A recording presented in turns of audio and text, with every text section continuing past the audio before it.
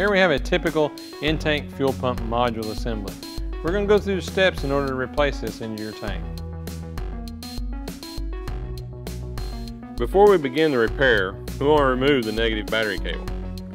We will now bleed the pressure out of the system using the pressure gauge, making sure to catch any fuel that you bleed out of the system into a safe container.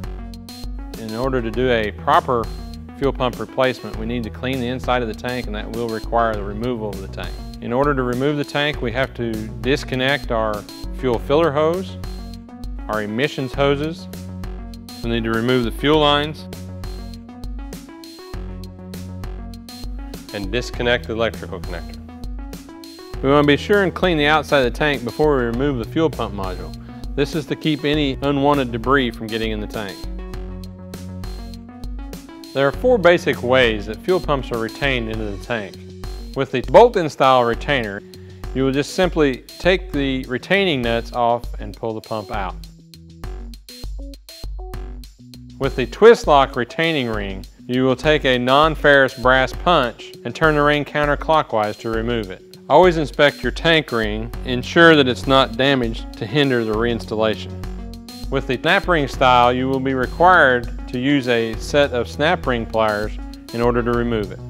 It's always important to look at the snap ring to make sure that it's not compromised in any way as far as with rust that would inhibit its ability to seal properly. In order to remove this jar lid style retaining ring, you will be required to use a spanner wrench. This can be attained at most part stores. Be sure and adjust the spanner wrench for proper fit to avoid damaging the retainer. Now we can remove the fuel pump module from the tank.